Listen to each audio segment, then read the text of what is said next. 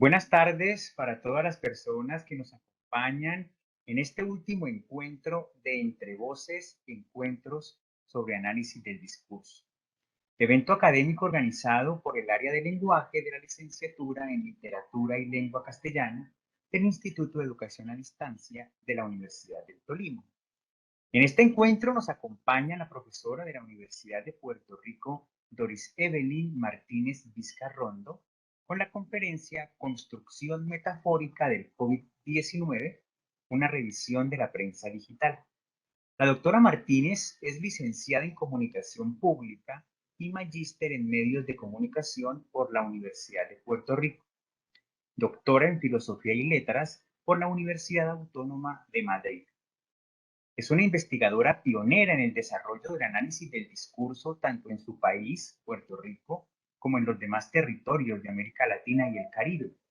Sus intereses investigativos giran en torno al estudio de la construcción de la guerra, del terrorismo, del racismo, del sexismo y de los crímenes de odio en múltiples prácticas discursivas, desde el análisis del discurso. Muchas gracias, Doris, por acompañarnos en este encuentro. Tienes la palabra. Buenas noches, agradezco, ¿verdad?, al profesor Lodoño Zapata haberme invitado, ¿no?, a presentar el trabajo que estoy realizando al momento. Espero pues que sea de su agrado. Es una investigación que está en progreso porque estoy trabajando, ¿verdad?, un asunto discursivo que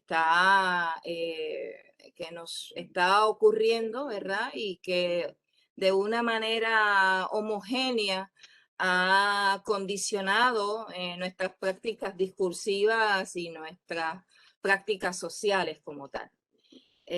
Voy entonces a pasar, ¿verdad?, a compartir eh, la presentación con ustedes. Un momento.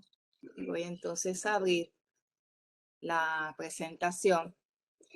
Bueno, la construcción metafórica del COVID-19, inicialmente ese fue el tema que pues ya hace unos meses, ¿no?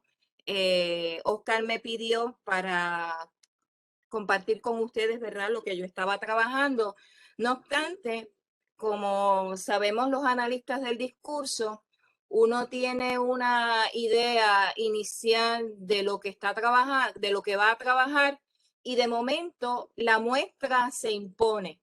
La muestra me está diciendo eh, cosas, ¿no? Entonces, ¿qué encuentro yo en esa muestra?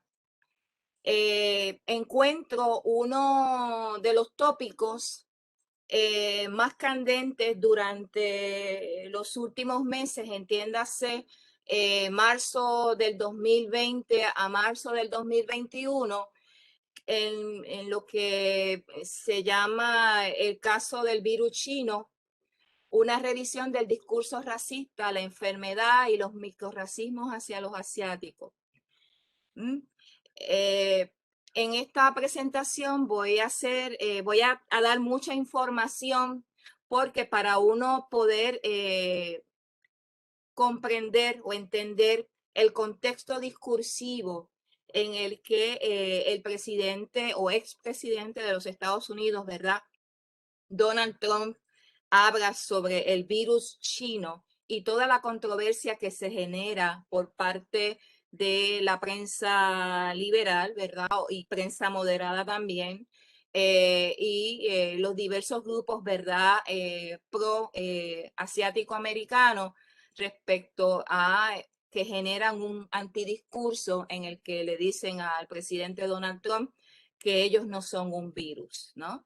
Pero ese imaginario que constituye lo que nosotros denominamos el peligro chino, la amenaza china, el virus chino al que hizo referencia y sigue haciendo referencia Donald Trump y el Partido Republicano, se constituye hace unos 150 años por parte de los medios de comunicación en aquel momento, la prensa diaria y por parte también de la ficción, es decir, las novelas de ficción, y del otro lado, ¿verdad? Discursos institucionalizados, articulados a través de lo que nosotros llamamos las leyes.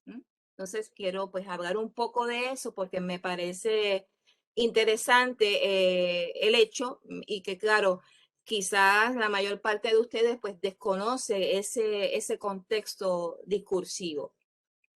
Los significados son expresados, ¿verdad?, desde una base social. Las sociedades no son homogéneas y están constituidas por diversos sectores. Esas diferencias sociales y sus discursos pueden verse en pluralidad de textos espontáneos o institucionales. Por lo tanto, cuando uno está hablando, ¿verdad?, de el racismo, ¿no? O el discurso racista hacia los asiáticos americanos, no podemos centrarnos exclusivamente, como también señalaba Foucault, en lo que es el Estado, en lo que es la institución, sino que ese discurso se articula, ¿verdad?, a través de diversos sectores en la sociedad. Y hemos visto, ¿verdad?, cómo ha incidido el reactivar ese discurso o exacerbarlo, ¿verdad?, en un contexto crítico, ha incidido en decenas de ataques hacia los asiáticos americanos.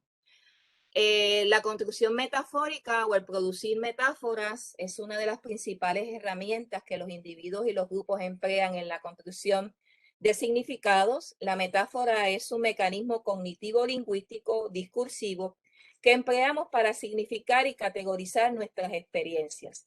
Desde la perspectiva de la lingüística cognitiva, la metáfora, ¿no?, ya sea negro, ya sea blanco, ¿verdad?, lo blanco para lo positivo y lo negro para lo negativo, son metáforas que se constituyen a través de la experiencia del ser humano. Algo que yo le había comentado, ¿verdad?, al profesor Lodoño, ¿no?, cuando comento parte de mi trabajo, es que la metáfora o las metáforas constituyen el imaginario de diversas sociedades y por lo tanto las metáforas patológicas y las metáforas que tienen que ver con la criminalización de ciertos sectores constituyen parte de lo que nosotros llamamos el imaginario de los Estados Unidos. Así que las patologías que son señaladas para las distintas minorías, la criminalización que se utiliza, metáforas de criminalización para las distintas minorías también norteamericanas, es parte de un discurso que está normalizado y que está internalizado, no tan solo a nivel macro del Estado, sino también a nivel micro o los llamados microracismos, por ejemplo, ¿no? Como sugiere, ¿verdad?, Mark Jackson y George Lakoff, nuestro sistema conceptual, es decir, la manera en la que nosotros pensamos sobre las cosas y la forma en la que discursivamente nos comunicamos es fundamentalmente de naturaleza metafórica. La metáfora o las metáforas constituyen así un imaginario sociopolítico que define acciones, opiniones y actitudes. En este sentido, no podemos decir que el imaginario que activó o exacerbó la situación de los ataques que se informan a través de la prensa sobre los asiáticos americanos es algo que haya sido activado por Donald Trump. Sería simplificar, ¿verdad?, algo tan complejo como 150 años de un discurso racista que se ha articulado tanto en los grupos de la calle, ¿verdad?, como en lo que es la estructura gubernamental a través de leyes en los Estados Unidos.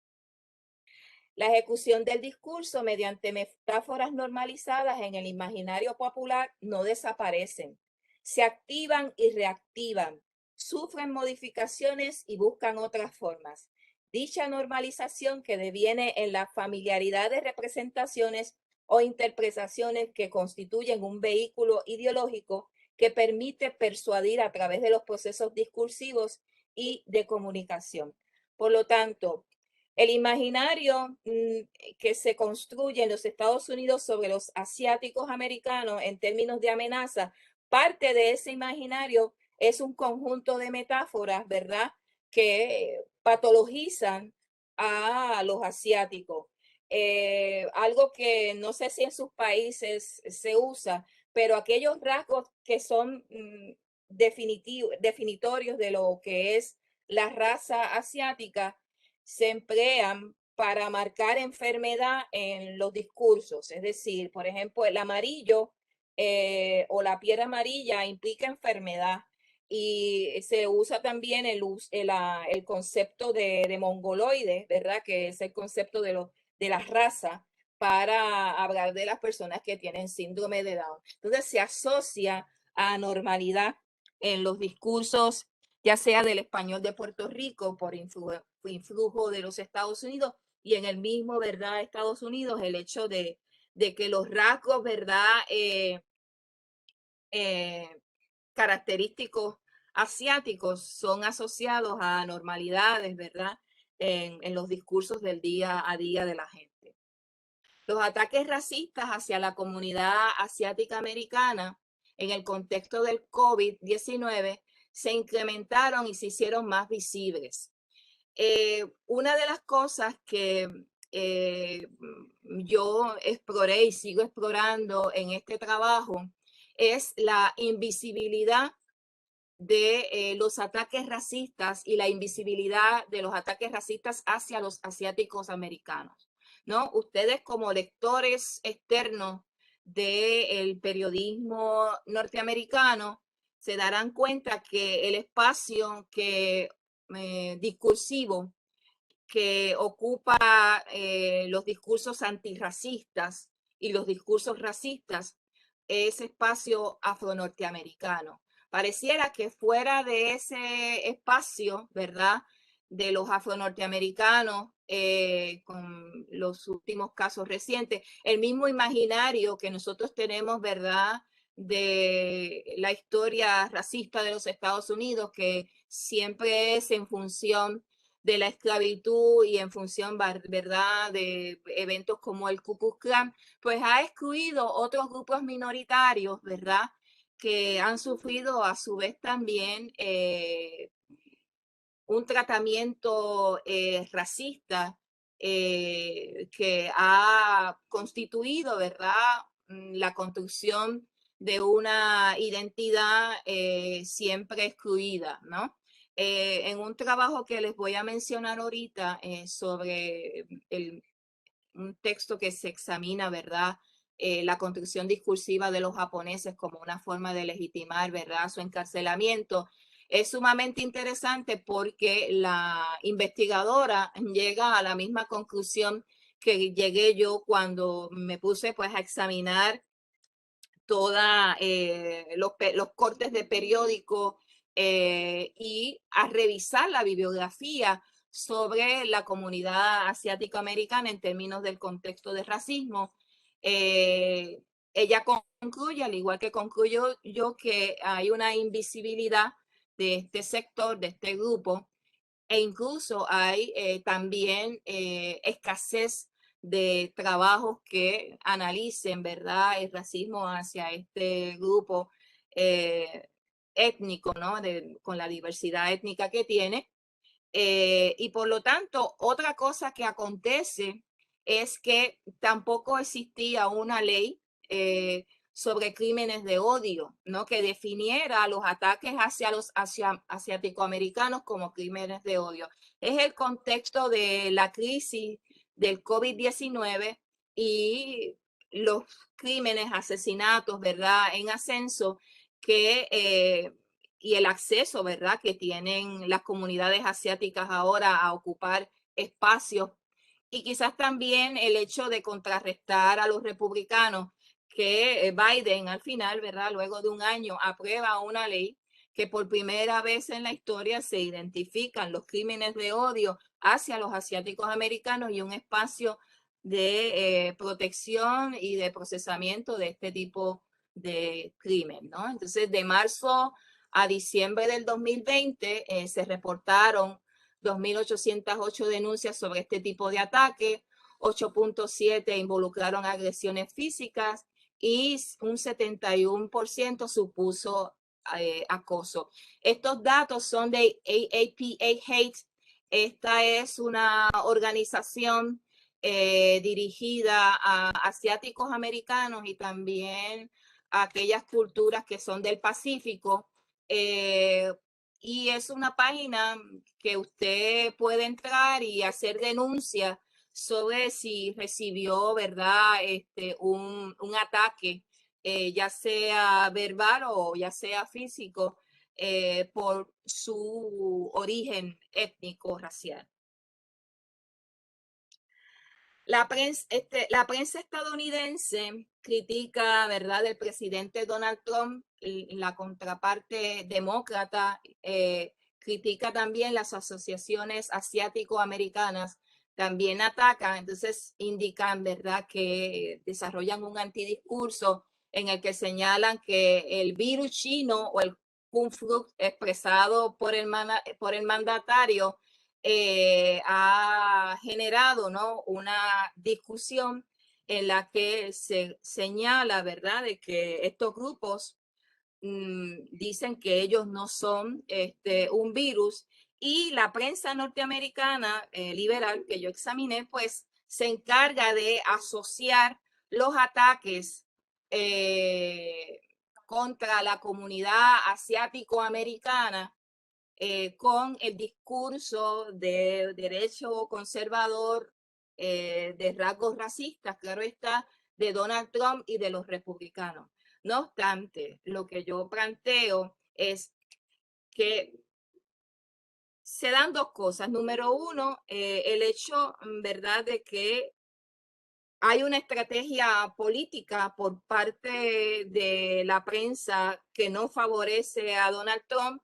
Hay una estrategia política por los grupos de demócratas que no están de acuerdo con los planteamientos de esa derecha. Y claro, hay un espacio discursivo que antes no lo había de la comunidad asiático-americana. ¿Okay? No obstante, es decir, no obstante esos ataques, ¿verdad?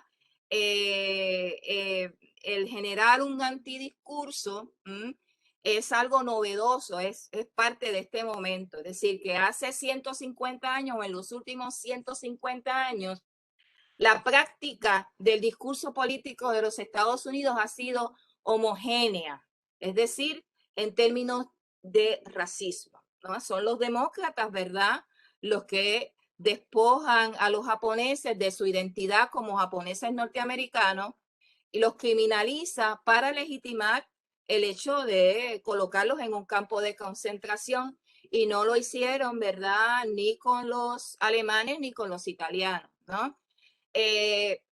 Son demócratas y republicanos, ¿verdad?, los que aprobaron bombardeos, ¿verdad?, masivos sobre las ciudades de Japón, genocidios sobre Vietnam, ¿no? Entonces, no hay una homogeneidad hasta cierto punto discursiva, salvo Vietnam, que cuando, ¿verdad?, se dice y lo señala así Noam Chomsky en su trabajo con Edward de Manufacturing Concept, es decir, Vietnam se perdió porque se perdió discursivamente, ¿no? Porque los grupos que estaban no podían pues vender, ¿verdad? Entonces comenzaron a desarrollar un antidiscurso, ¿verdad? Y en contra de la guerra. Pero que esa homogeneidad discursiva hacia los asiáticos, ¿verdad? Y a legitimar la violencia con esto, ¿verdad? Y por otro lado, el silencio de las comunidades asiáticas se rompe con esta situación de lo que nosotros denominamos el virus chino. ¿Okay?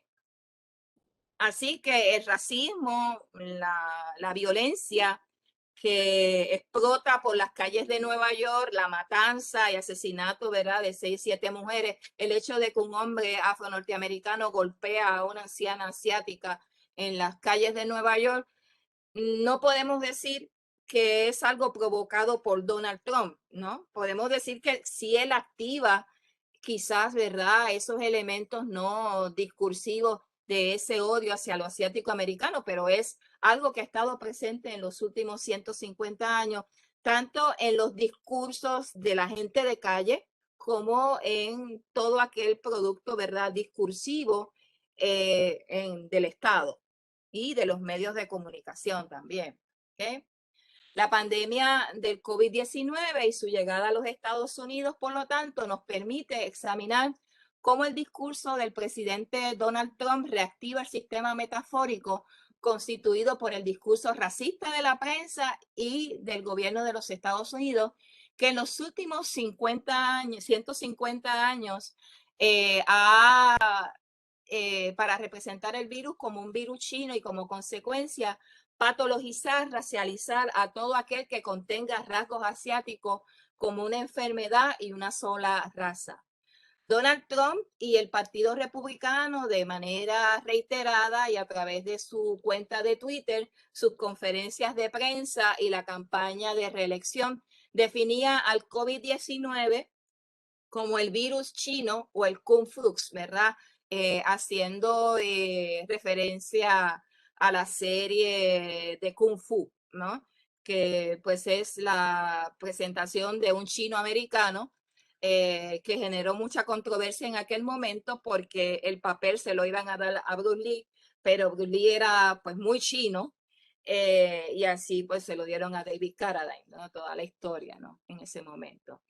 En esta investigación en curso, pues tomamos, ¿verdad?, la muestra del 18 de marzo de 2020 de manera reiterada hasta, perdón, 18 de marzo de 2021. Es el corte sincrónico que hacemos. ¿Okay?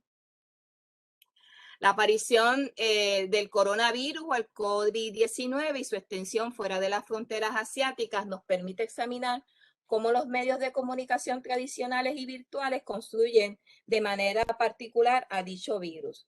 Para que las representaciones cobren sentido en la interacción comunicativa, la relación entre productor y consumidor de medios, las mismas deben responder a un discurso que constituye un imaginario o un mundo posible reconocible. De manera que tanto en la gramática textual como en la gramática visual presupone y requiere de un conocimiento compartido para que se active esa interconexión.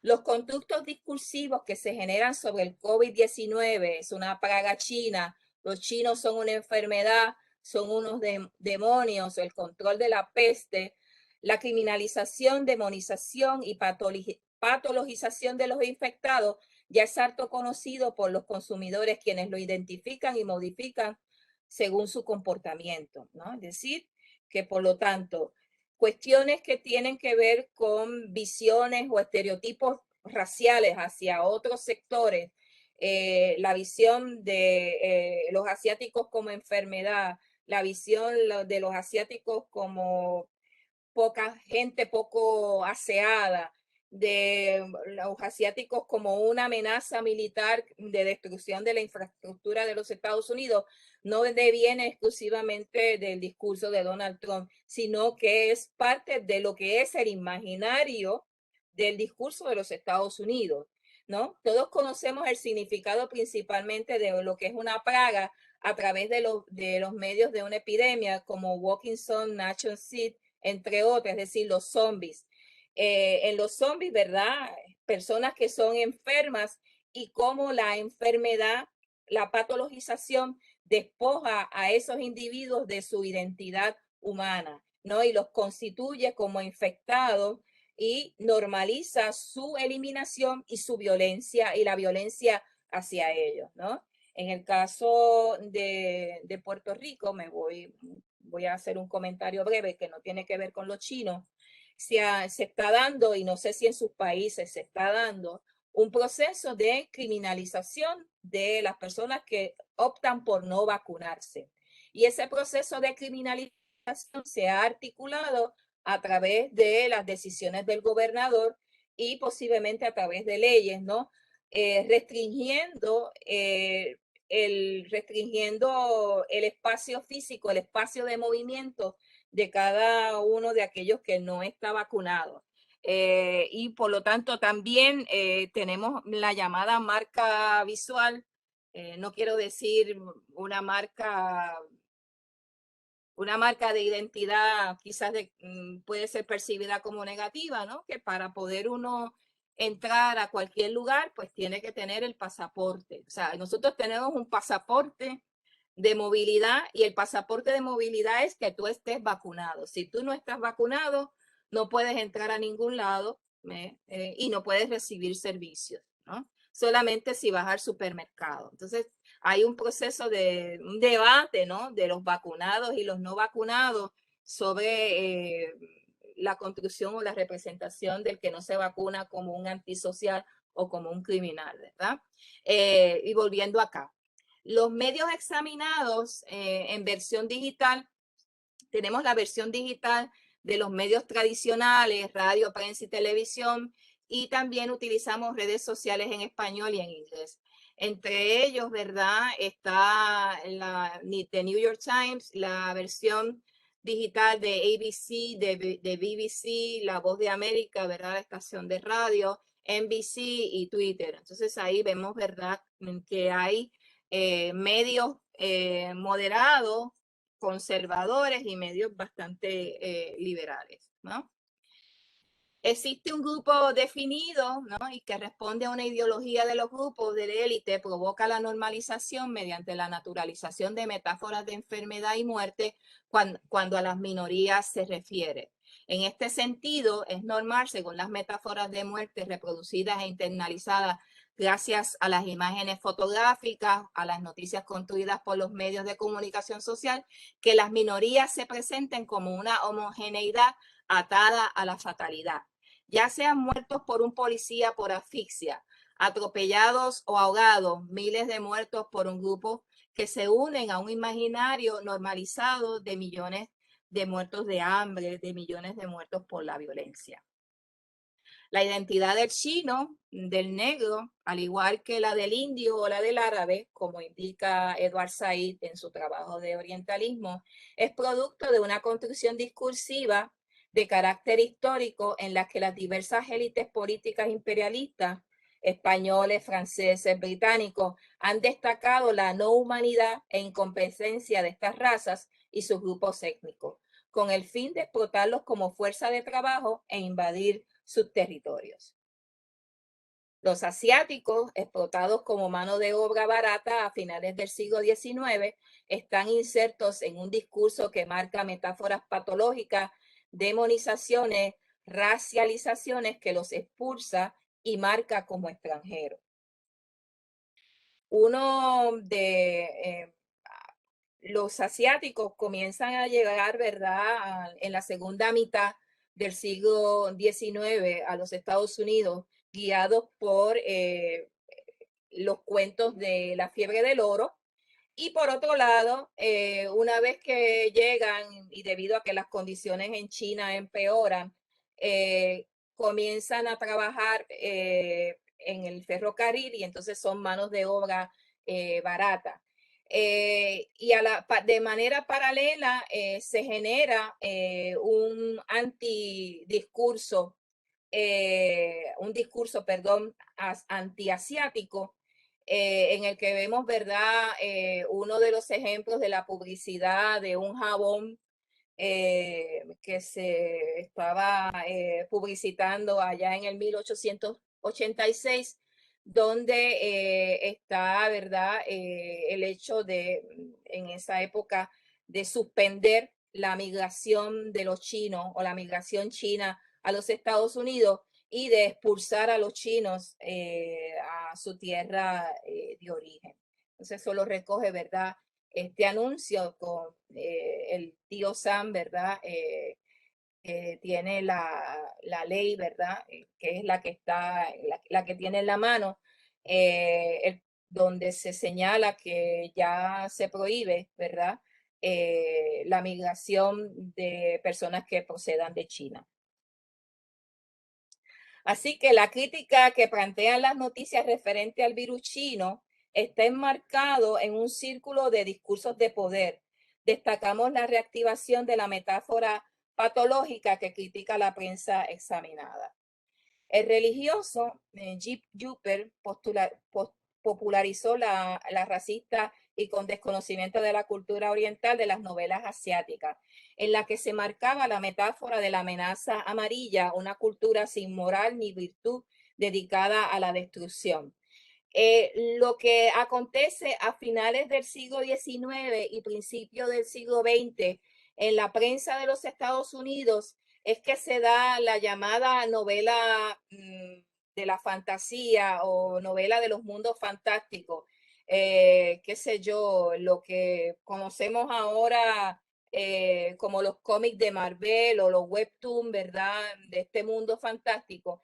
Y dentro de esa novelística, que en principio sí se publicaba la novela completa, pero también se publicaba por entregas y era consumida por aquellos que posteriormente serían los que regirían los destinos de los Estados Unidos. Es decir, por ejemplo, Truman leía ese tipo de novela, donde se constituye, ¿verdad?, este concepto de la amenaza amarilla o del peligro amarillo, esa metáfora que se emplea para construir la identidad de los asiáticos, específicamente China, donde en esas novelas se señalaba que los chinos específicamente iban a invadir con hordas los Estados Unidos y que aquellos que eran trabajadores se iban a rebelar, iban a matar, ¿verdad?, a los norteamericanos, y que China se iba a establecer en los Estados Unidos en términos de su infraestructura, ¿no? Que la iba a robar y se iba a institucionalizar, ¿verdad?, en términos del manejo de todo lo que es Estados Unidos. Eh, Otra de las novelas que se publican, ¿verdad?, de este tipo es la novela o la serie de novelas del doctor Fu Manchu. Yo no sé si alguno de ustedes ha leído, ¿verdad?, esa novela de Zach Homer. Y de ahí viene la expresión que no sé si ustedes la tienen en sus países, es más malo que Fu Manchu, ¿no? Es decir, esa visión del oriental maléfico, confabulador, de que en cualquier momento puede cometer el acto criminal peor, ¿no? Abusador, entre otras cosas, ¿no? Y ahí vemos, ¿no? La novia de Fu Manchu, ¿verdad? Una de las portadas. Ok. Estas novelas publicadas en los periódicos del siglo XIX y siglo XX señalaban, ¿verdad?, que como les dije, que esos chinos mal pagados se iban a apoderar de los Estados Unidos, que China iba a ser la potencia que iba a destruir a los Estados Unidos. Y lo interesante es que en ese recorrido de las novelas se señala que va a haber una guerra biológica que va a exterminar a los Estados Unidos. Y eso es parte de ese imaginario que constituye, ¿verdad?, el imaginario que luego se introduce a las decisiones políticas que se toman en los primeros 50 años del siglo XX o 70 años, por decirlo, hacia la comunidad asiática y los conflictos bélicos, ¿no?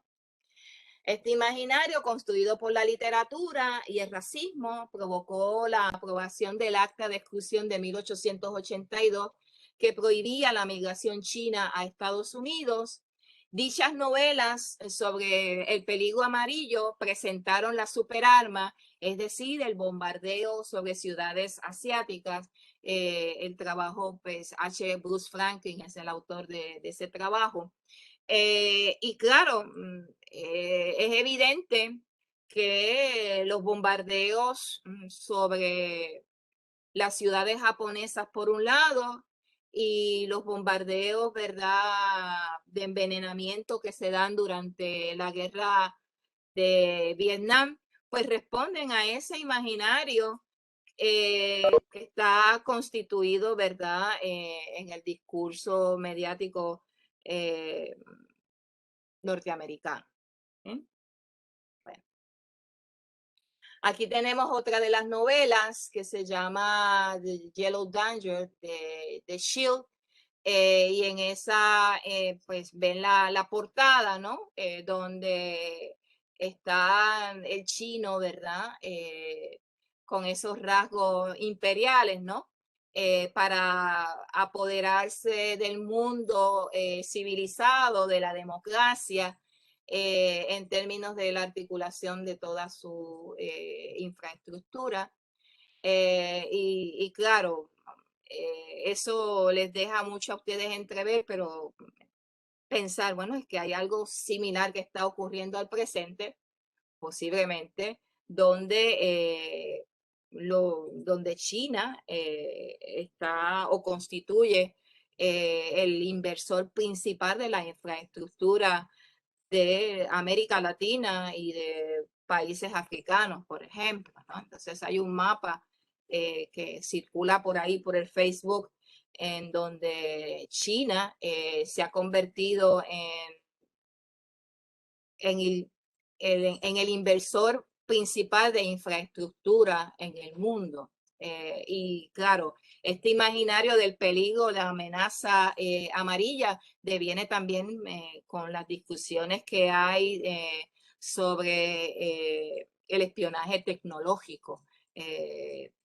Por ejemplo, el hecho de que ustedes pueden usar tecnología móvil china, pero en Estados Unidos no se puede vender esa tecnología porque está pues asociado a que los chinos están espiando a los norteamericanos, ¿no? Todo ese imaginario ahí presente. Y claro, surge también con la cuestión de la pandemia, de que si, de tantas teorías de que si el virus fue un virus hecho por los laboratorios y se escapó, y todavía es algo pues que está corriendo, ¿no? Esta visión de los salvajes chinos invasores expresada por dicha literatura moldeó las políticas de los Estados Unidos referente a sus ciudadanos de origen asiático. La explotación laboral, la institucionalización del racismo, alegando defensa, mediante el cual se despojó de ciudadanía y propiedad a los japoneses, además de su ubicación en campos de concentración. El bombardeo de Hiroshima y Nagasaki, los asaltos genocidas de las poblaciones rurales en Vietnam y el envenenamiento indiscriminado, acciones que recrean las fantasías genocidas de la literatura de la amenaza amarilla. Una de las masacres, o por decir la masacre más grande que acontece en los Estados Unidos, es la masacre de 1871. Voy a hablar ahora de otros eventos, ¿verdad? Menos conocidos, donde unos 500 hombres, y en esos 500 hombres habían hombres blancos e hispanos, entran a tomar, a linchar a los asiáticos que estaban en el barrio chino en respuesta a unas tensiones de la mafia china, de dos grupos y asesinatos, violencia y robo. Entonces un grupo de hombres, ¿verdad? Entró y asesinó, ya sea ahorcando o ya sea a través de disparos, a unos 40 víctimas, más o menos. Entonces se considera históricamente la masacre más grande de los Estados Unidos. Es interesante porque cuando yo estaba haciendo la investigación, ninguno de los periódicos que yo examiné hablaba de ese imaginario de la amenaza china, no lo explicaba en detalle, ni hablaba tampoco de los actos de violencia hacia los chinos a este, ¿verdad?, episodio de lo que se llama el barrio chino de Los Ángeles. Y aquí tenemos, ¿no?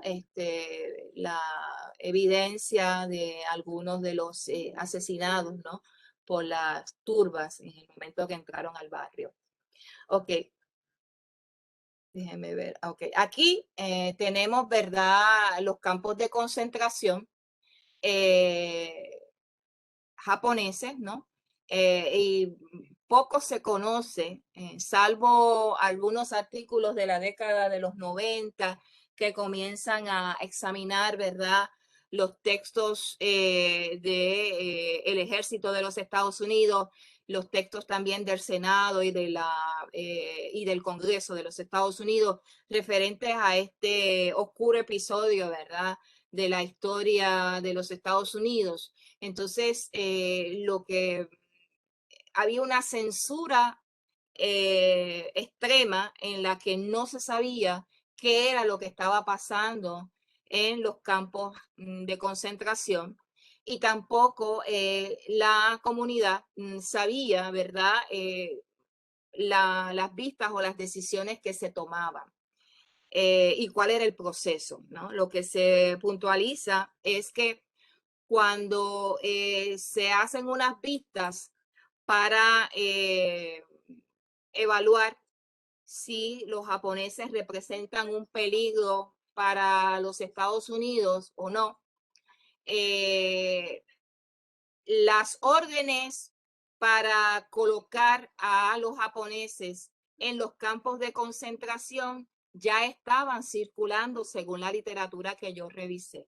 Es decir, que las vistas que se realizaban en la casa de la House of Representatives o el Congreso eran simplemente una mímica de algo que ya estaba acordado, ¿no?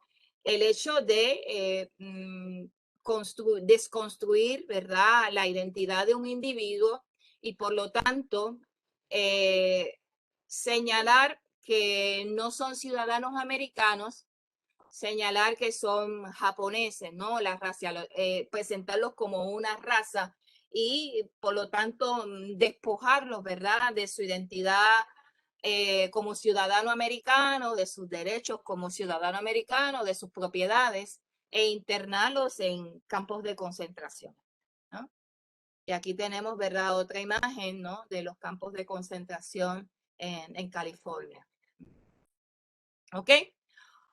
Otro acto que es parte, y este sí es bastante revisado por la literatura, es la masacre de My Lai. La masacre de My Lai es una que grupos, ¿verdad?, de soldados norteamericanos tenían la práctica de entrar, ¿verdad?, a comunidades agrarias buscando al Vietcong y todo aquel que, y para ellos, ¿verdad?, todo aquel que era amarillo, indistintamente, y ojos rasgados, indistintamente de que fuera un niño, fuera una mujer o fuera un hombre viejo, era el enemigo. Y ustedes se darán cuenta que ese imaginario en las películas sobre la guerra de Vietnam está presente. Es decir, que el enemigo es cualquiera. De ahí el hecho del Vietcong, no, porque el Vietcong es una construcción metafórica, es decir, uno no sabe quién es el Vietcong, y al no saber quién es el Vietcong, pues el Vietcong es todo el mundo. El Vietcong es todo el mundo, es indistintamente de la edad o del sexo. Entonces, en esa masacre de My Lai, los soldados norteamericanos, ¿verdad?, asesinaron a decenas de niños, mujeres y hombres viejos, alegando que eran espías del Vietcong, ¿no? Y luego pues se llevó, ¿verdad?, a una corte marcial en la que se determinó que no había ningún tipo de evidencia de que las personas que vivían en esa aldea cooperaran con el Vietcong. Pero My Lai salió a la luz porque alguien confesó y tomó fotos y dijo, ¿verdad? Sin embargo, la historia de Vietnam pues está en la oscuridad de decenas y decenas de masacres de la gente que vivía en el campo, de las aldeas a manos de los soldados norteamericanos, y eso pues es algo que está ahí en la oscuridad, en el silencio discursivo. ¿eh? Y aquí tenemos, ¿verdad?, otra escena de las personas muertas, ¿no? Ven que hay hasta bebés, ¿verdad?, asesinados. y niños. Ok. Siguiendo la discusión, este evento, que no lo voy, pues lo arreglamos debido a la conexión, es el evento que circuló por la televisión norteamericana y por los diversos periódicos, donde un hombre afro-norteamericano patea de manera brutal a una señora de 65 años de origen asiático y nadie interviene, ¿no? Es decir, hay oficiales privados de seguridad del edificio desde el cual se ve el ataque y nadie intervino. Y este es un ejemplo nada más de todos los acontecimientos de violencia hacia los asiáticos americanos en la ciudad de Nueva York, que fueron los que yo pues examiné. Ustedes pueden ver, por ejemplo, hombres atacando asiáticos americanos en el tren. A través de Twitter, mujeres, ¿verdad? Asiáticas americanas, chinas específicamente, hablando de cómo la gente la insulta, la escupe. Está también el video que corre por las redes de la Filipina, ¿verdad? Que es golpeada por un grupo y escupida y ya hacen el piso y no pasa, no ocurre nada, ¿no? Entonces eso nos deja mucho, ¿verdad? Entrever cómo se articula el racismo en los niveles micro, que tanto se vio en Vietnam, pero también, ¿verdad? Sigue aconteciendo con este tema, ¿verdad? De lo que nosotros denominamos el virus chino, donde hay una patologización de todo aquel, ¿verdad? Que tenga rasgos asiáticos. De manera que aquellas metáforas mercantiles naturales animalizadoras sobre el chino o sobre el negro, ¿verdad? Amarillo, lavandero, en el caso del negro, cargamento de ébano, paquete negro con todos dientes, cría y fuerza, y son dominantes y se extienden prácticamente hasta finales del siglo XIX, según evidencian los registros comerciales del tráfico, en el caso de los negros. Ahora se sofistican y subyacen de manera imperceptible en un imaginario normalizado. Es decir, que el racismo, ¿verdad? Ya sea el que es hacia los negros, ¿no? Que es también parte de lo que yo trabajo, se sofistica ese racismo, se estructura de una manera diferente, ¿verdad? Por ejemplo, a través de la criminalización de los negros, ¿verdad? Los negros como criminales. Entonces, una de las cosas que, ¿verdad? En el caso de Freud, no se discute en la prensa, es el hecho de que el policía, ¿no? Cuando arresta y cuando sujeta, él está pensando que no está haciendo nada malo porque el uso de la violencia hacia los negros es algo que está normalizado, ¿no? Sale a la luz, ¿verdad? Porque alguien tomó una foto y circuló, pero eso no quiere decir que haya cambiado, ¿verdad?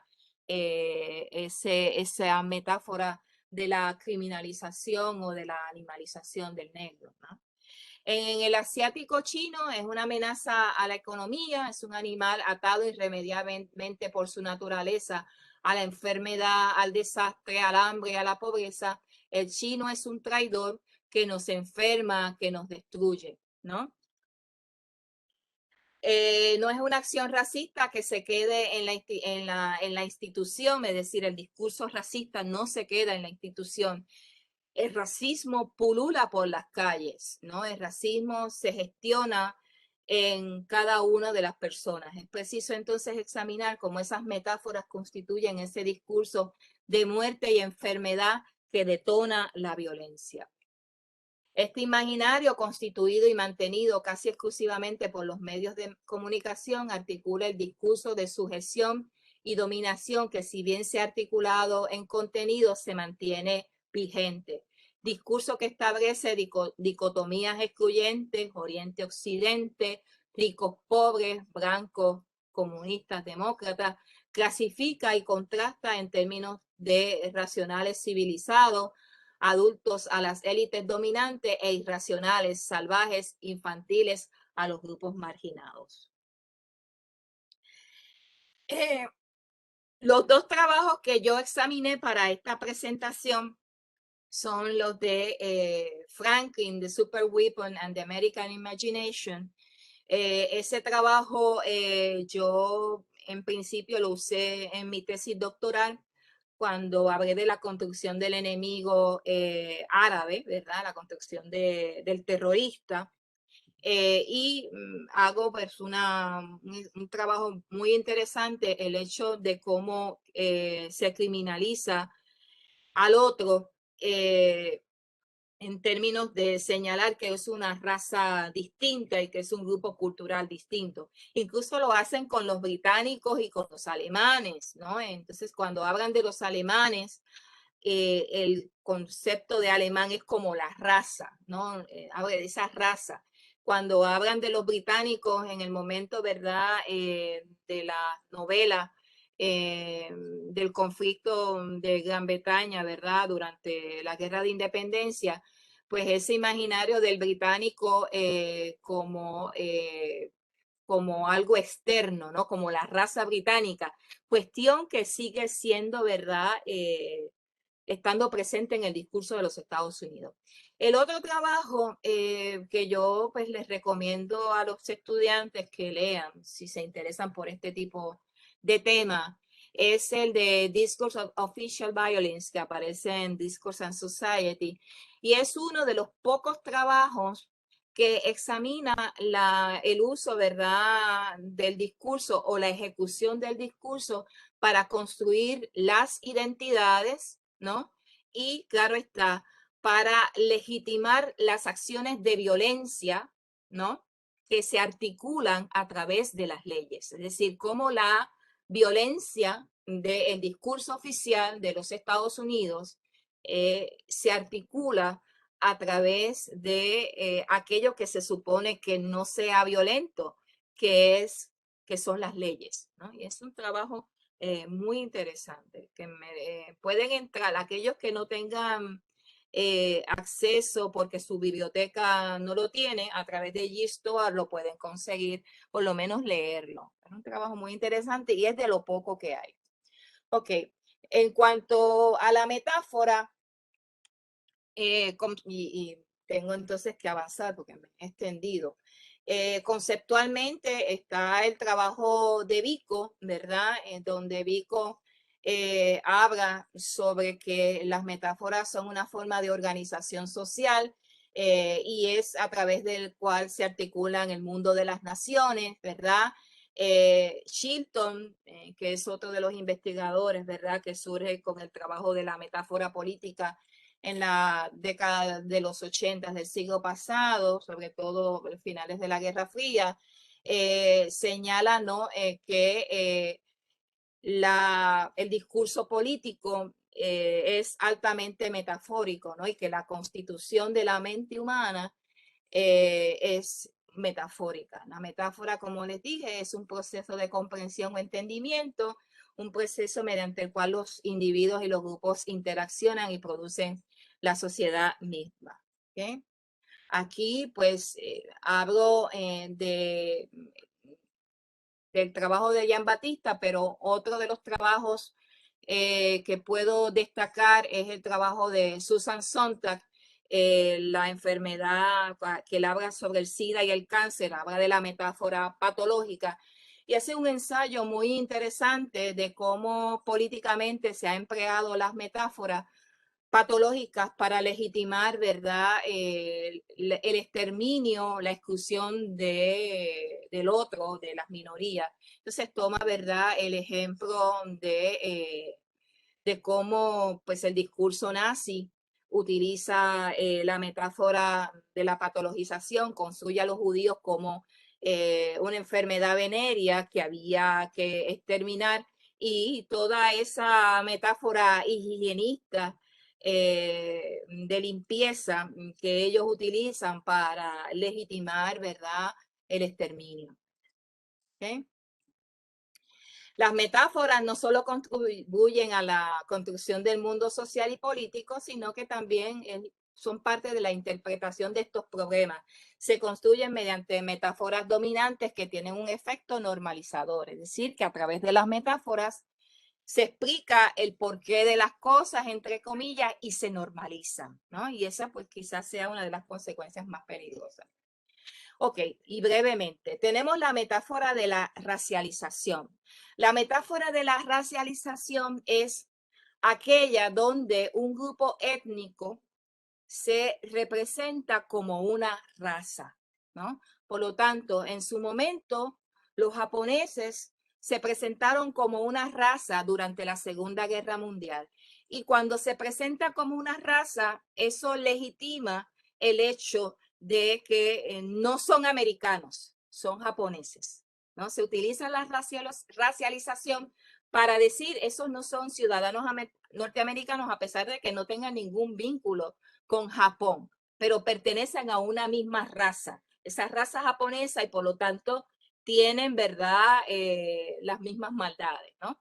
Acontece con los chinos también, es decir, que hay un proceso de racialización donde no se ven como ciudadanos norteamericanos, sino se ven como que pertenecen a eso que denominamos raza china. Y aún más en América Latina, ¿verdad?, la racialización de los grupos étnicos asiáticos es más evidente cuando todo aquel que tiene rasgos, ¿verdad?, piel amarilla o rasgos mongoloides en términos de los ojos, se le llama chino, independientemente que sea japonés, que sea vietnamita o que sea coreano, ¿no? Entonces, ese proceso, ¿verdad?, de racialización.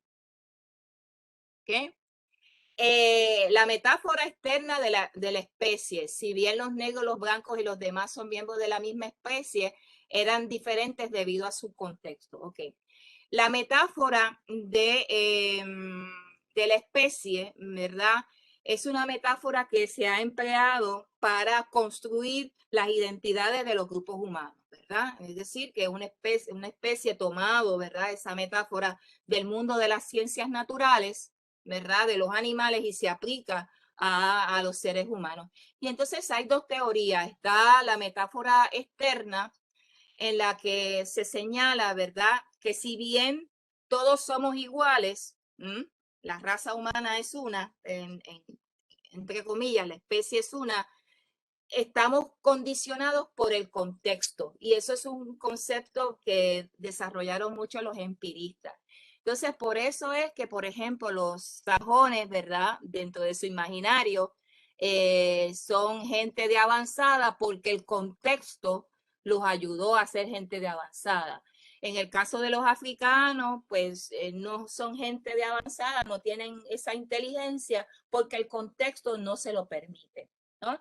Said decía, ¿verdad?, que esas teorías empiristas de lo externo en sí mismas están llenas de racismo y señalan que el cuerpo y la mente están predeterminadas por aspectos geográficos, biológicos y cuasi históricos. Ok. La otra teoría, que esta es, ¿verdad?, la llamada poligenista o metáfora interna de la especie, es aquella en que las razas son distintas, y ese es el pensamiento de los nazis, ¿no? Es decir, que constituye el otro. De ahí el hecho, ¿verdad?, que dentro del discurso de los norteamericanos, ¿no?,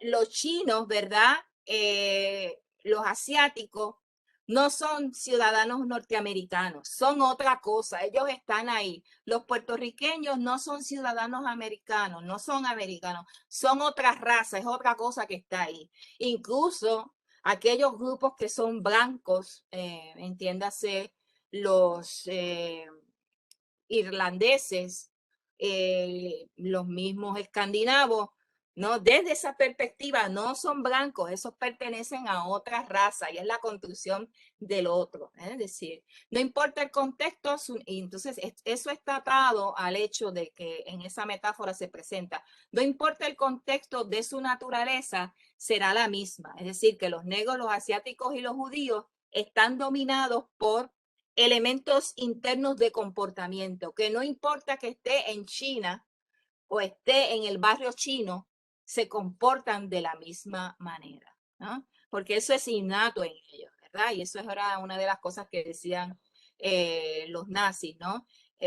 No importa dónde esté el judío, ¿verdad? Es un peligro al orden. ¿Bien? Bueno. Nada, sígueme 5 minutos más y termino. La vacuna china o el virus chino, por lo tanto, deviene de ese proceso de racialización en el que el origen étnico se contextualiza en términos de raza china. Este parámetro de racializar las etnias que se empleaba en el siglo XX cuando se definen las 4 razas caucásicas, negroide, mongoloide y cobrizo. China como raza implica, se constituye por rasgos físicos determinados bajo los que se colocan las diversas etnias y culturas asiáticas. La metáfora de la enfermedad, y con esto voy terminando y paso a las conclusiones.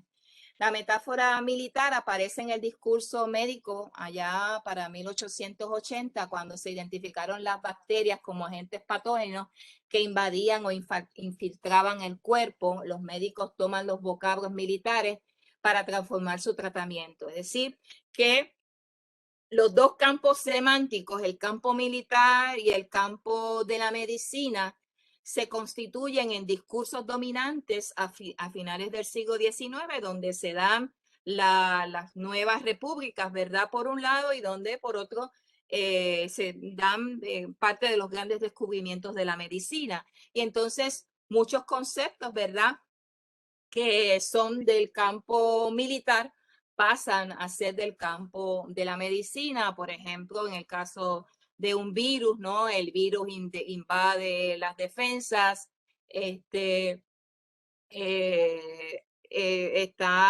son agentes patógenos que destruyen, que se infiltran, ¿verdad? En el tratamiento del cáncer con la quimioterapia, siempre te dicen, te van a detectan para cortar, para bombardear el nódulo, para usar la quimioterapia, que es envenenar, ¿verdad?, las células, entre otras cosas, ¿no? Bueno, voy entonces un momento acá. Ok, voy a los ejemplos y me gustaría comenzar, y esto es parte del discurso de Donald Trump. Me gustaría comenzar anunciando algunas novedades en nuestra guerra contra el virus chino, declaró el mandatario, donde él dice, no soy racista en absoluto, pero tengo que precisar el origen de dónde viene el virus, ¿no? Y eso pues es tomado de La Voz de América. Otra que tenemos en los famosos tweets, ¿verdad? El coronavirus, ¿no? Donde dice que no sé por qué la gente está diciendo que no es correcto decir que es el virus que viene de Wuhan. Sí, toda la vida, ¿verdad? Eso es un tuit de Casablanca. Toda la vida nosotros hemos dicho que el origen de los virus y además que los medios de comunicación han utilizado el Chinese coronavirus, han utilizado el término.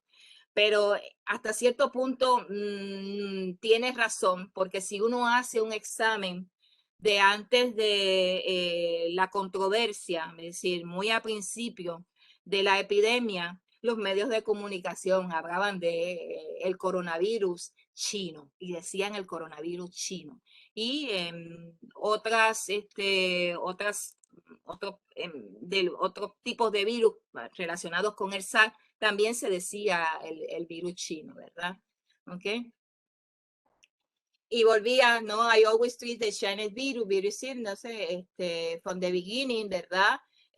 Cuando él habla de cerrar la frontera sur y de cerrar también el intercambio comercial con China.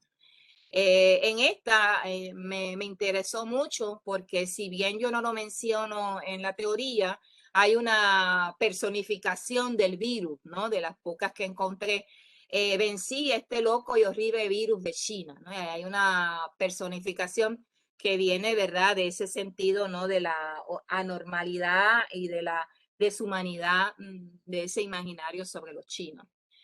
En esta parte hay un discurso alterno y en este discurso alterno está el doctor Ryan, que es el ejecutivo de la Organización Mundial de la Salud, ¿verdad? Y está también una representante, una corresponsal, perdón, de origen asiático, Wei Jinyan, en lo que es, ¿verdad? La Casa Blanca.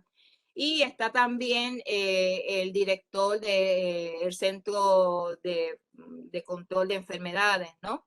Donde ellos pues refutan el discurso de Donald Trump y señala pues que es un discurso racista y que patologiza a un sector de la población que son norteamericanos, ¿no? Entonces que no es propio decir el virus chino o el coronavirus, ¿verdad? Y ustedes saben, ¿no? Que en su momento se ha dejado en su momento el discurso científico se dio cuenta de esto y ha dejado de utilizar la variante brasileña, la variante británica, y ha comenzado pues a utilizar palabras neutras, ¿no? Como la llamada variante Delta. Otro ejemplo, ¿no? You can say racist, stupid stuff in you want, but I'm asking to please stop using racism like Kung Flu, ¿verdad? O Wuhan. Y eso es una expresión, ¿verdad? Que Ted Lieu, que es un demócrata de origen asiático, le dice a uno de los republicanos, ¿verdad? Que constantemente pues han insistido de que es el virus chino, ¿no? Y entonces él se ve, el representante de origen chino dice, yo no soy un virus, ¿no? Y esa ha sido pues una de las noticias del 18 de mayo del 2021 y esta actualización es de mayo 5 del 2021. ¿Okay? Las conclusiones. Insertos en una metáfora de la enfermedad que los excluye de nosotros sanos occidentales, ellos los enfermos y nos han enfermado a propósito. Una historia de metáforas en la que se despojan de estatus de ciudadano y de humanidad. Una metáfora patológica, peligrosa que la del exterminio, igual que la del exterminio nazi, ya que su normalización provoca la indiferencia y olvido de la memoria colectiva. Un momento que provocó la definición de acciones silenciadas por décadas en una ley en un lugar que se ha dedicado a deshumanizar a los asiáticos. Esa última expresión que yo hago es que es, y con esto termino, es que es paradójico, ¿no? Es paradójico en el sentido de que el Congreso de los Estados Unidos ha sido en su historia el que ha legitimado a través de un conjunto de leyes, y eso pues también va dirigido a nosotros, ¿verdad? Como territorio de los Estados Unidos, en los que se ha construido esas identidades como identidades no norteamericanas, no por origen, que es el derecho, no ciudadanas. Y ha legitimado, ¿verdad?, la violencia hacia esos sectores. Y curiosamente, ¿verdad?, con esto del coronavirus, ese mismo Congreso, a su vez, ha presentado un espacio para generar por primera vez en la historia una ley de protección de crímenes de odio dirigida hacia la comunidad asiático-americana, que es gracias no a la buena fe de los demócratas, posiblemente gracias al hecho de que querían derrotar, ¿verdad?, a Trump por un lado, y por otro, el hecho del acceso que tienen los asiáticos americanos ahora a los sectores de poder, ¿no? Que anteriormente no era así. Bueno. Y ahí ustedes pueden ver la conexión, ¿verdad? Donde se aprueba la ley para abordar ataques contra los asiáticos, ¿no? Eso es todo. Tengo muchas cosas más para comentar, pero estaríamos muchas horas hablando. Y el tiempo pues ya ha terminado. Gracias por haberme, ¿verdad?, escuchado en la presentación. Profesora Martínez, muchísimas gracias. ¿Me escucha usted bien? Sí, sí, te Muchísimas gracias. escucho. Vamos a preguntarles a las personas que en este momento nos están acompañando si tienen preguntas. Podríamos ir, si usted gusta, profesora, ir dejando de compartir. Okay. Bueno, es que no Bueno, sé. ¿qué preguntas tenemos? Sí, es mejor que tú las veas y me digas porque, Sí, por supuesto que sí, yo. vale, si hay alguna.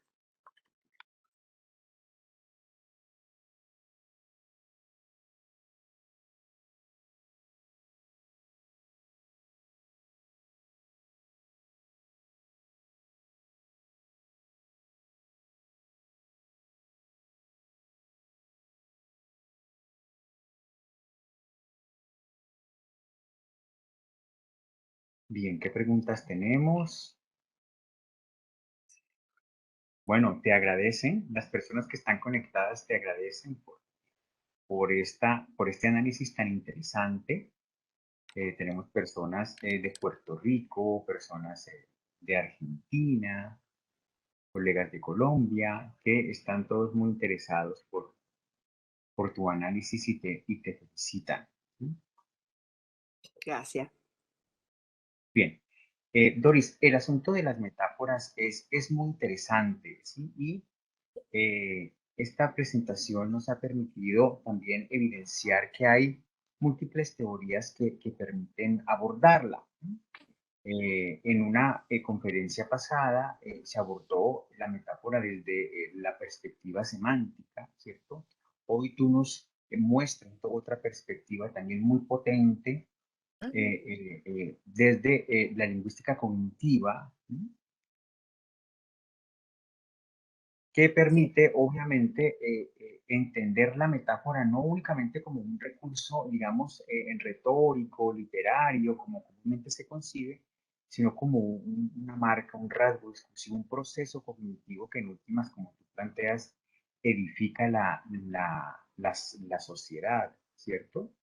sí. De todo ese conjunto de metáforas que tú has podido ubicar, que has podido analizar y que todavía estás, digamos, en curso de desarrollo de tu estudio, además, muy interesante, ¿cuáles podrían, has encontrado metáforas que no contribuyan ya a esa dominación, a ese control, a esa construcción negativa de esta población, sino más bien metáforas que generen un efecto contrario, ¿sí? Que traten por lo menos de construir ya no negativamente a los chinos, sino positivamente algún tipo de contradiscurso metafórico. ¿Has encontrado en ese rastreo de la prensa algo Bueno, así? el contradiscurso lo genera los grupos que, o sea, los grupos asiático-americanos, pero son los grupos de poder, ¿no? Entiéndase las asociaciones que tienen el espacio de poder refutar lo que planteó Donald Trump en su momento. Y además de eso, con el tweet o con el Twitter, ustedes saben que el Twitter pues se ha convertido en un texto eh, que se ha legitimado, ¿verdad? Como parte del discurso noticioso. Y entonces cuando se está hablando, ¿verdad? De los ataques o de generar un antidiscurso de ese discurso oficial, pues son las voces de los asiáticos americanos que escriben sus experiencias en el Twitter, ¿no? Y de ahí surge el discurso de que yo no soy un virus, de que yo soy una persona, de que yo soy americano, porque el chino o el de origen chino, de origen japonés, no se percibe como chino, como japonés. Lo que está premiando en su mente es que él es ciudadano americano y como yo que soy ciudadano americano, ¿verdad? Que esa es como que la marca de identidad principal en los Estados Unidos. Me están golpeando, me están tratando, tengo miedo, ¿verdad?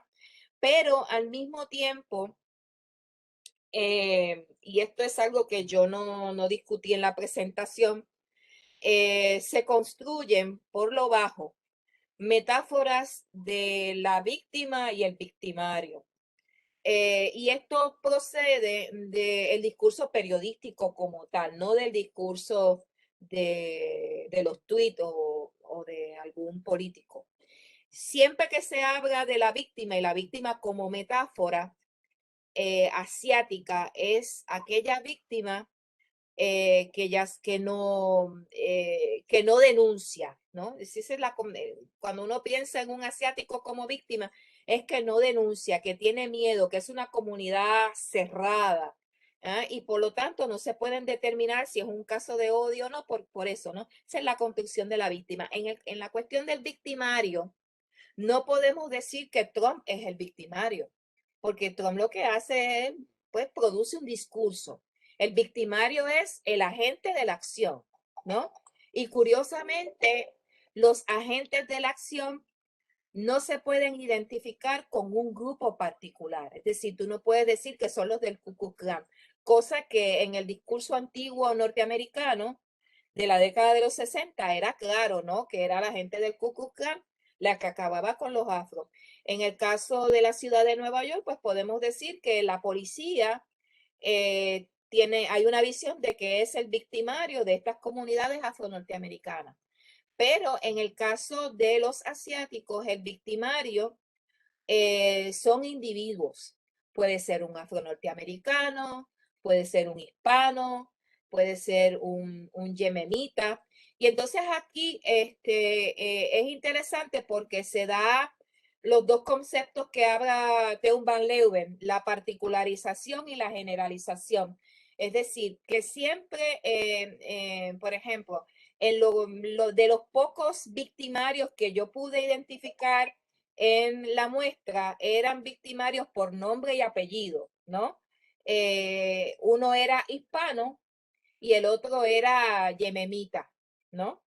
O sea que en la muestra no encontré ningún blanco de grupos conservadores con suástica, o sea, eso no está presente. Y siempre, y si se habla de manera general, se habla quizás de un blanco, pero más repetitivo es dos mujeres negras, un hombre negro. Es decir, que el victimario, ¿verdad? El que reproduce el racismo en términos de violencia, es a su vez, paradójicamente, y eso uno lo ve en los comentarios de la noticia, que son también víctimas de un mismo tipo de racismo, ¿verdad? De violencia racial. Entonces, eso acontece y ha sido parte de la práctica, según los especialistas que han utilizado el gobierno de los Estados Unidos. Es decir, dividir, ¿no? Dividir las minorías, acrecentar y alimentar las diferencias para que se mantenga el poder, ¿no? Esa es otra de las cuestiones, ¿no? Así que desplazar esta responsabilidad de atribución, ¿cierto? Uh -huh. Negativa a estos mismos grupos, digamos, que son a su vez discriminados. ¿Sí? Exacto. Bien. Tú has hecho, en el primer tramo de la conferencia, has hecho un recorrido histórico bastante interesante que nos hace pensar, nos hace caer en la cuenta que hablar de la patologización específicamente de los chinos, pues no es una cuestión que se ubique en el discurso de Trump o en los discursos contemporáneos, sino que tiene, digamos, un génesis bastante interesante que se remonta siglos atrás. ¿Sí? Uh -huh. Eh, para, sobre todo para los estudiantes que nos están viendo, ¿qué importancia tiene ese relevamiento de esos hechos históricos en el análisis Bueno, del discurso? bueno, la importancia que tiene es que ese imaginario, ese discurso que se articuló a través de estas novelas de ciencia ficción, se introdujeron o son parte de lo que es el discurso político norteamericano, ¿no? Ese imaginario incidió en el discurso político norteamericano en términos de su discurso político internacional y sus acciones, ¿verdad? Eh, en términos, por ejemplo, de política internacional. Es decir, que si tú lees una novela como el Peril Chinese, Peril Gel, eh, y te pones a examinar, ¿verdad?, los periódicos sobre la situación de los Estados Unidos y la situación de China, pues te darás cuenta que las acciones políticas, que el discurso institucional, perdón, de los Estados Unidos hacia las relaciones, ¿verdad?, con China, se alimentan en gran parte de ese imaginario de hace 150 años atrás, de esa idea de que los chinos van a entrar por Los Ángeles y van a acabar con todo. El hecho de que los chinos están preparando, y sale en una de las novelas, están preparando un virus, una enfermedad, y así termina la novela, que envían esa enfermedad hacia los Estados Unidos y aniquila a los Estados Unidos. ¿Ah? Y es parte de esa imagen, ¿no?, que se traduce, pues, que se ha traducido en el discurso político y en la acción política de los Estados Unidos, y ahí está la historia, ¿verdad? Lo que es la guerra, perdón, el bombardeo sobre Japón, el hecho, ¿verdad?, que ahora es que se está destapando sobre el comportamiento de los soldados norteamericanos en los campos de concentración que hicieron para los soldados de Corea del Norte y Corea del Sur, que es un discurso del que no se habla en Estados Unidos y que yo supe pues a través de literatura y de filmografía coreana, de esa visión de cómo los norteamericanos trataban a los soldados de Corea del Norte y de Corea del Sur, y que también hubo masacres dentro de esos campos de concentración, cosa que en la actualidad, ¿verdad? No se discute. Yo lo supe porque he estado estudiando eso, ¿no? El hecho de que uno piensa por qué esa violencia exacerbada hacia los asiáticos es porque es un proceso de racialización, de que es chino, que es una sola cosa, indistintamente de su origen. Esa gente come cualquier cosa, esa gente es poco aseada, ¿no? Entonces todo eso pues redunda en el comportamiento de la gente, en ese racismo internalizado, en esos llamados microracismos. Profesora Martínez, para nosotros es un gusto, y Dorita, porque somos muy buenos amigos, es un gusto para nosotros reconocer tu importante labor, tu trabajo sostenido, los aportes valiosos que has hecho no solamente a tu país, como decíamos en el acuerdo, sino a América Latina y el Caribe. En términos de estos temas que son tan interesantes y bueno, en América Latina no tan ampliamente estudiados por las ciencias del lenguaje. Entonces, para ti este reconocimiento. Pues muchas gracias y nada, cualquiera de los estudiantes o de los profesores que quiera comunicarse conmigo en este trabajo de investigación que realizo desde que comenzó la pandemia, con diversos tópicos que van apareciendo, ¿verdad? Pues sea bienvenido para poder comentar y para poder, ¿verdad?, aprender y compartir. en un momento único de nuestra historia que nos ha tocado vivir, que esperemos, ¿verdad? Que podamos, ¿verdad? Con el tiempo sobreponernos y continuar hacia adelante en un momento, de este momento tan difícil para cada uno de nosotros alrededor del mundo, ¿verdad? Y esa es la esperanza que tenemos todos, ¿no?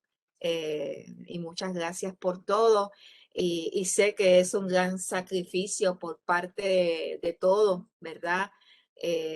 Poder continuar con la tarea de docente, poder continuar con la tarea como estudiante y como investigador también. Ok, muchas gracias. Y espero que algunos de mis estudiantes, ¿verdad?, hayan escuchado la presentación. Bien, entonces reitero mi agradecimiento y a todas las personas que nos acompañaron. Damos por finalizado con este encuentro, este evento académico entre voces, encuentros sobre análisis del discurso, un evento académico que el área de lenguaje de nuestro programa de la licenciatura en literatura y lengua castellana pretende instituir. Entonces, muy seguramente el próximo semestre, importantes investigadores, investigadoras nos estarán acompañando para darnos a conocer sus estudios en este fascinante campo que es el análisis del discurso. A todos y a todas, una buena noche y de nuevo mi agradecimiento por su asistencia.